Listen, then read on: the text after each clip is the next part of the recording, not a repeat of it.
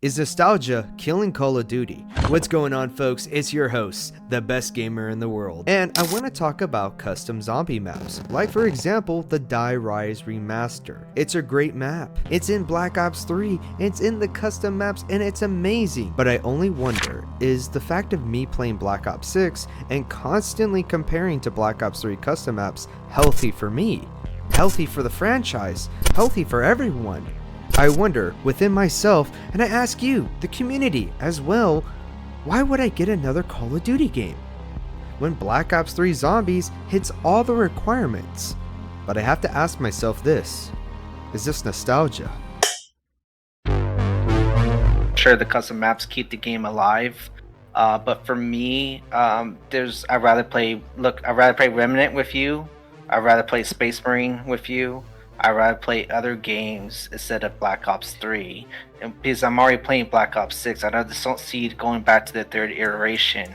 And I understand the custom maps are there, but I'd just rather play other games. Right now, we're going to be interviewing multiple people in the Call of Duty community. People ranging from casual, people ranging from hardcore, people that are all over the place. And I want to hear their opinions and hear your opinions, folks. So make sure you leave a like, leave a comment down below, and don't forget that amazing subscribe button. Let's get right into this. I want to ask you a few questions. Let's actually get on to it. There's only 5 questions I'm going to be asking you. And yeah, you're just going to talk about it, express what you think about it. So the very first question I actually wrote down is that, do you think custom maps help or break Call of Duty? I think for the most part, I think it helps. I think it challenges developers to actually become more creative, because from the community, they are pretty creative with what type of maps they create. And they also just add additional replayability for the game if the game is dying. So custom maps do keep a game alive. So I do think it helps, to answer your question. Well, that leads into the other one, though. Do you think nostalgia is actually hurting Call of Duty? I think nostalgia is very powerful. I think it can hurt a lot of franchises. For example, with myself, I still go back and play Halo 1. I go back and play Halo 1, Halo 2, Halo 3. Haven't even touched a new Halo. I'm not sure what they're going to plan to do with Halo, but I think nostalgia kind of hurts all franchises. So to answer your question, yeah, I think it does hurt with the Call of Duty franchise. People will just go back and play with the older Call of Duties, Modern Warfare, or even the Call of Duty 2, I believe that was on the Xbox 360, or World War II Call of Duties. So I think it does. Yeah. The interview was kind of confusing to me because on one hand, he says that nostalgia is ruining, and it ruins a bunch of franchises. On the other hand, he did say custom maps are actually really good, and they actually bring life to a dying game. I think it was time for me to go talk to someone who perhaps is more experienced with custom maps. Alright, so Amarak, it's lovely. I know you've been actually, you're really into Call of Duty Black Ops 3 mods, and it's actually time for me to ask you this. Do you think custom maps help or break Call of Duty? Introducing Amarak. He is big into mods and despises Black Ops 6, even leaving messages on my videos about how awful it is. This leaves me to wonder if this is nostalgia, or has Call of Duty truly lost its touch? One more time, do you think custom maps help or break Call of Duty? Or later known as Nartel Toten, is are making the first custom map. So what Amarak was trying to say was that the very first custom zombie map was actually Nocturne Toten. It was a side project, we all know about this, we all even talk about it, and yeah, that was arguably the very first custom map. So arguably, if you really think about it, custom maps actually bring the community together. Tools for us to make games. Yeah. So okay. So I'm sorry to cut you off. Is that we because I have so many other questions to ask you. So I really want to get into that. So do you think nostalgia is actually hurting Call of Duty? No, I wouldn't say nostalgia isn't hurting Call of Duty, because how do I say, clumsy expression of staying true to a specific standard of quality, and we just want a standard of quality back. That's all we want. But you don't think nostalgia has any type of play in the future Call of Duties? You think it's just a bad product? You don't think there's like nostalgia doesn't have any type of play? Not as much as some people on YouTube, some content creators on YouTube, and try to make it big. Okay, all right. Honestly. Okay. I started to get confused. I started to see in a way nostalgia is very powerful, but on the other hand, I don't think mods is a competition for Call of Duty, and instead it actually helps out the community. But when I listen to Amarak, it actually does come off where he is having a little bit of nostalgia. I actually did like what Mr. Dragon said. Every franchise has a nostalgia issue. People always keep thinking about how other games are better in the past than they are now. But this actually made me think of something. It made me think of another game, Back 4 Blood.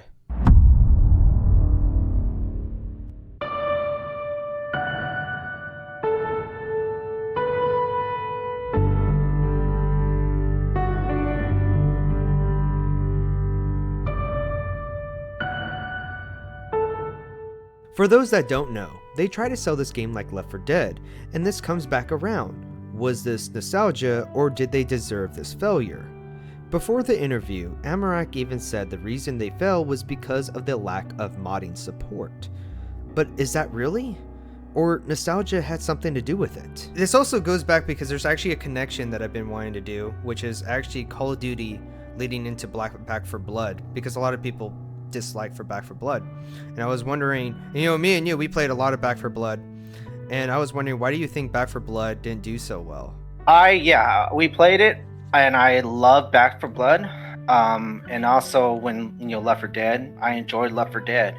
I think Back 4 Blood failed because with the card-based system, so that was a mechanism though into Back 4 Blood where you get these cards and you can upgrade your character, it changes your layout for that particular map that you're playing, etc. I think that was introducing something new. Maybe people were turned off by that. Maybe there's this this adding more, make it convoluted, if you will. And I do believe that nostalgia plays a huge part of it too as well for Back 4 Blood failing. I think Left 4 Dead was probably one of the biggest releases. It was kind of biggest surprise releases, if you will. Surprise hits. It's probably the most popular horde shooter ever made. And I think that really played a pack. It's hard to follow that up to that. It's hard to actually come up with a game that's going to follow up to Left 4 Dead.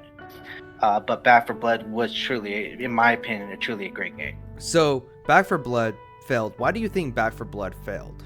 Easiest question ever, because Turtle Rock Studios, if there was gonna be mod support, because Left 4 Dead, even if it's a good game, to some people, not me, but to some people, it can, say, yeah, there's not enough quality of life included compared to the new game. Okay, so you can make your own quality of life with some mods. You can upgrade the graphics with some mods that already happened before. But yeah, I can understand some people want better graphics. In a way, I can understand. But was no mod support really the actual reason why Back 4 Blood failed? Was the new card system, for example, the main reason why it failed? Was it the combination of both, or was it nostalgia? One can say that nostalgia is actually destroying Call of Duty, but I think there's something else that people are not talking about. It's the monetization.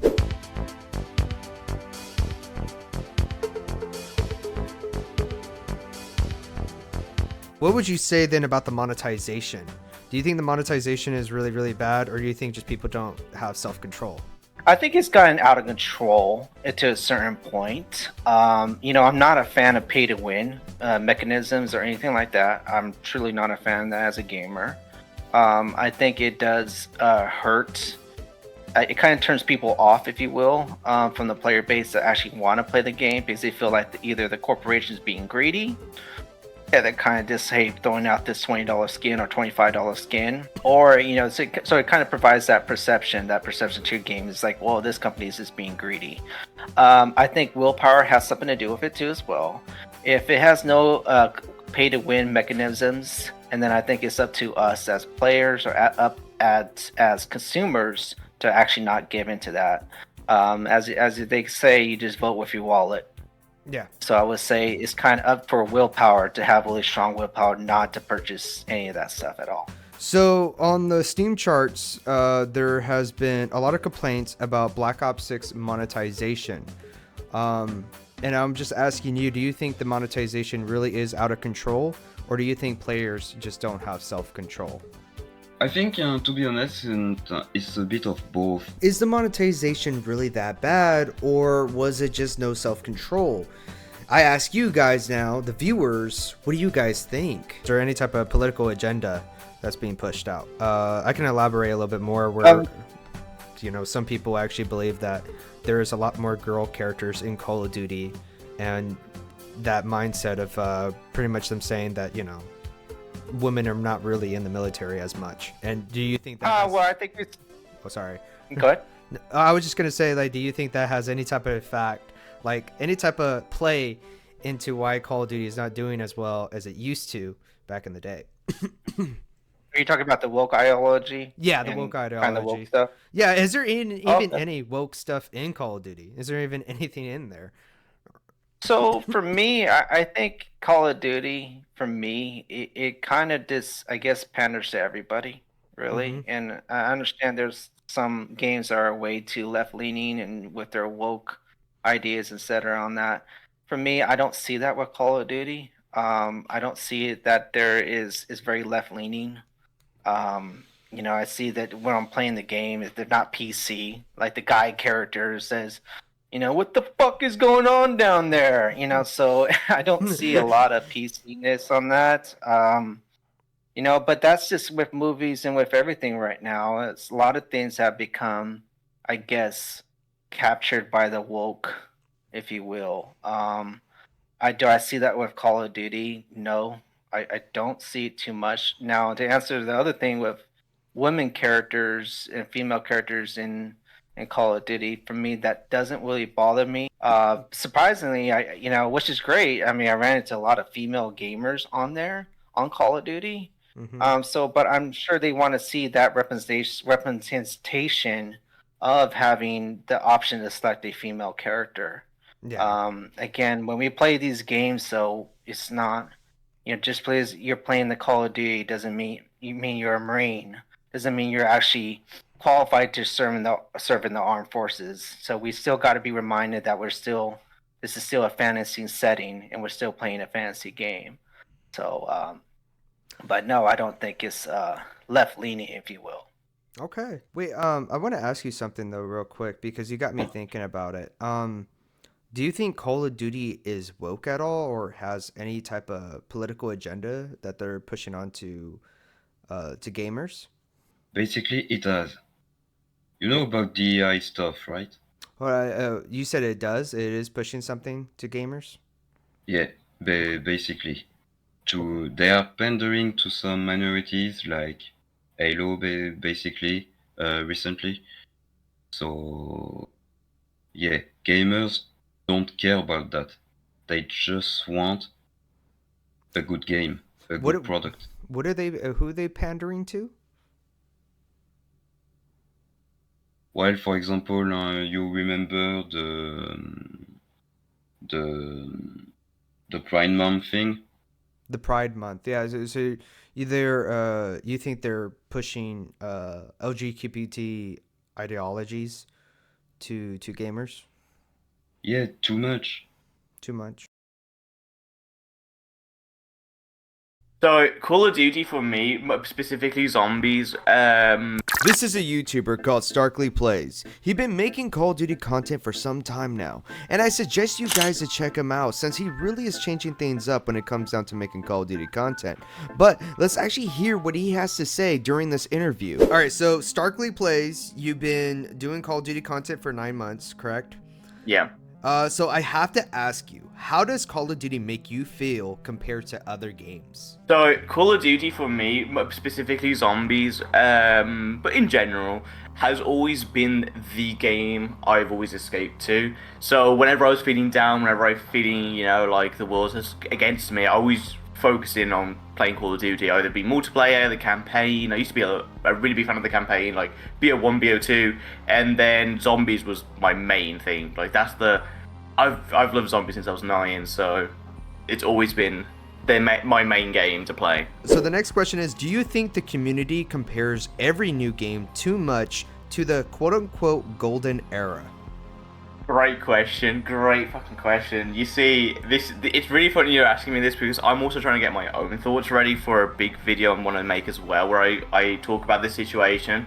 What I do agree, the nostalgia rose-tinted glasses we have is indeed a big factor to why people do not like the modern Call of Duties.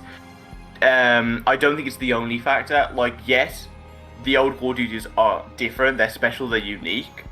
And will we ever go back to those old games? No. So every game we do, like, going forward, will always be compared to the old games. Does that make the new games bad? No. They're bad for different reasons.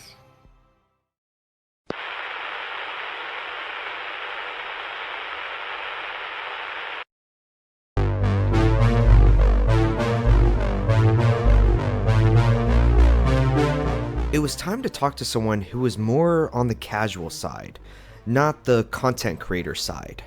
It was time to actually dive in what a casual actually thinks of Call of Duty. Alright, so we are actually going to be joined by Bilbo. Bilbo is here. He actually been playing Call of Duty Black Ops 6 for some time now. So I have to ask you, I'm going to ask you, a few questions actually. How does Call of Duty make you feel compared to other games?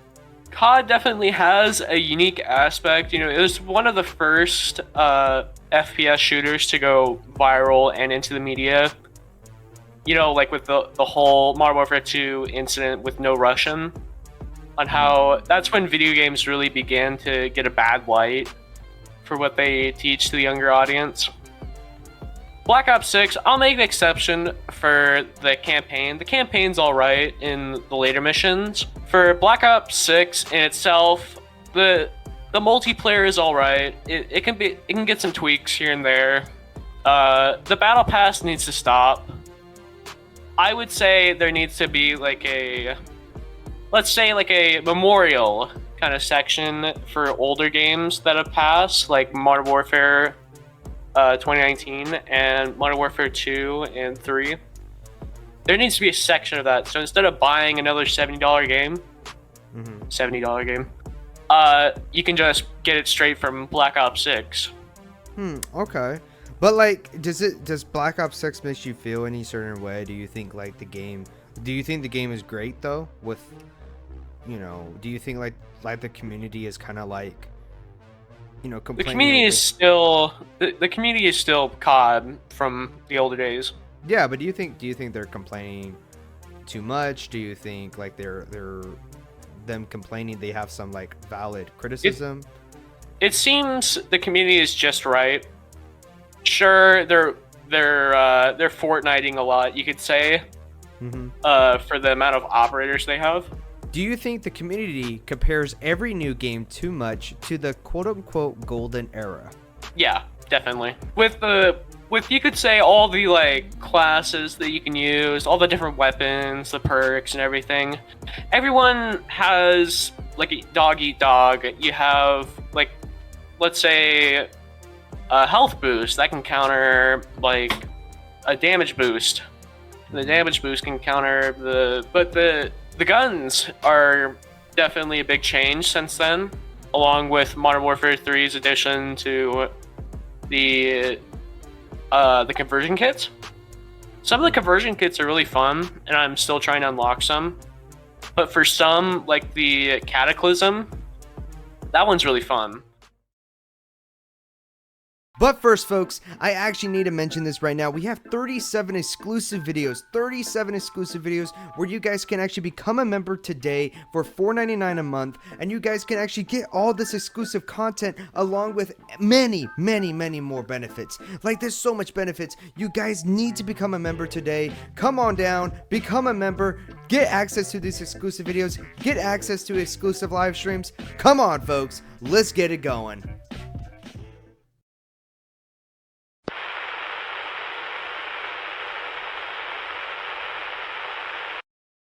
What's something the older games had that the new ones are completely lacking?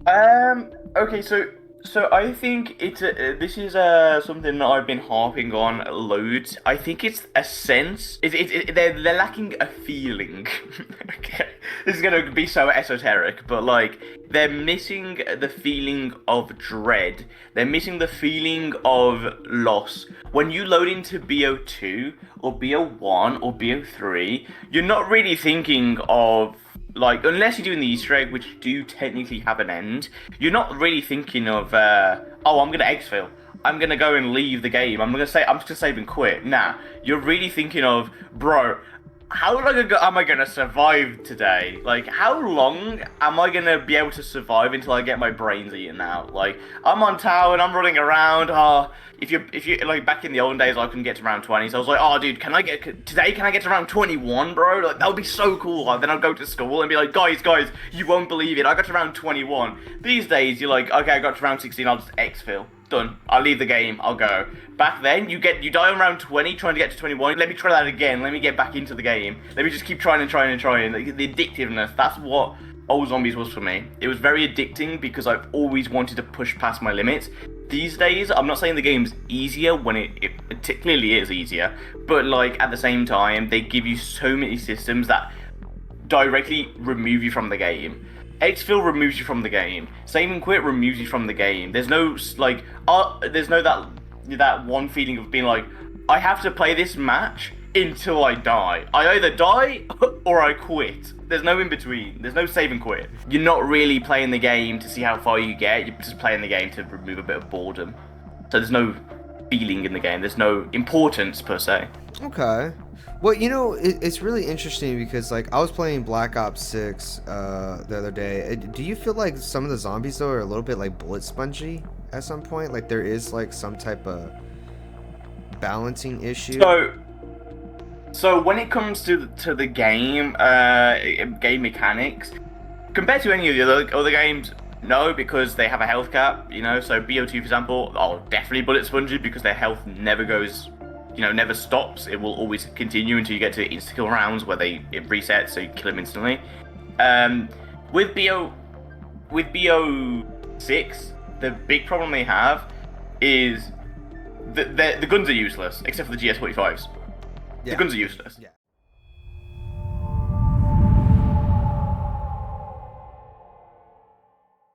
It feels nostalgia. Just because they bring back the weapons doesn't give you nostalgia. For Black Ops 6, there is a lot of reused content. Well, that leads into the other one, though. Do you think nostalgia is actually hurting Call of Duty?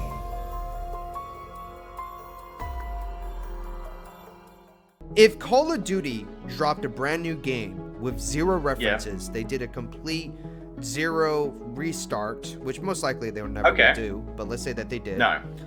They did zero references to the past. Would people even give it a chance? Okay, so I'm not a big lore guy. I've never been too into the lore. I love the Primus characters. Okay, I love Takeo. I love Tank Dempsey. I love Nikolai, and I really love Dr. Richtofen. Like, Richtofen was my favorite character until I grew up, and I was like, yeah, I think I'm more like a Nikolai drunk. So I will relate more to him. I think he's my favorite character now. But I've always loved Dr. Richtofen for his smartness. They tried rebooting it, like with the Black Ops 4 new storyline, which wasn't a problem. People didn't hate the Black Ops 4 reboot storyline, like, even though they're now bringing it back into BO6.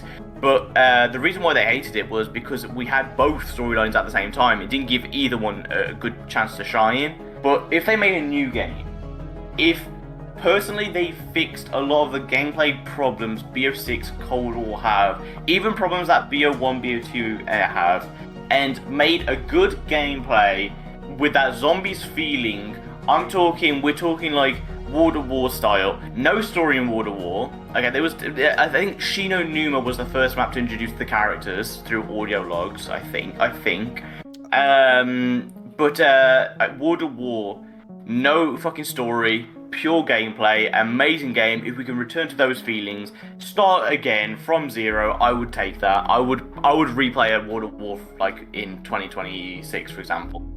That's really interesting because I was I just before I got into an interview with you, I was talking to someone Yeah. else, and he believes that if they actually did an originality game, like no one would buy it really, because I kind of maybe agree a little bit, because I think of like Call of Duty Advanced Warfare, or I even think about Infinity Warfare, or Call of Duty Ghosts. I know Call of Duty Ghosts, they did things really vastly different. In case you guys forgot, that was Starkly Plays, a content creator who actually created content for Call of Duty. But it was time for me to actually talk to someone that flat out quit Call of Duty and ask them why did they quit.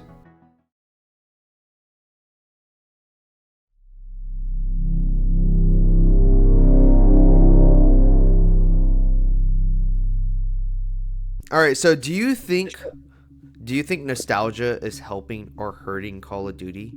How about that? We'll start off with that first. So the man that I'm speaking to is actually named Ye Boys, and he used to play Call of Duty, but he dropped it. And it was my job to try to figure out, why did he drop Call of Duty?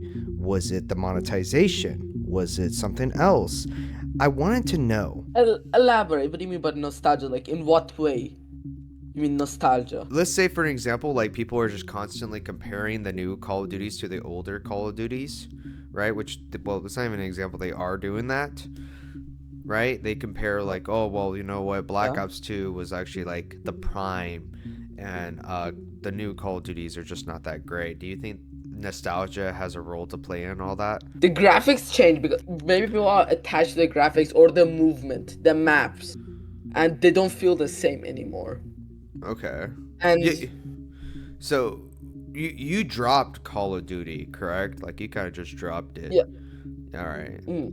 And why did you drop Call of Duty though? I did not find it fun.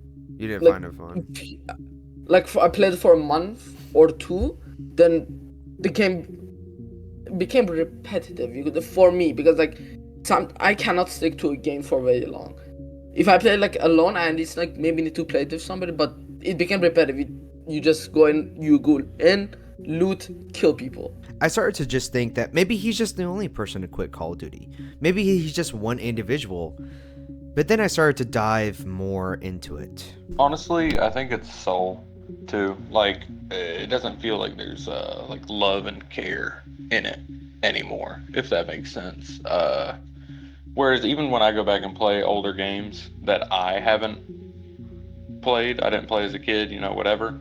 It's just, you can tell there's like a lot of love in those games, and I think that's a lot of what's missing from modern games.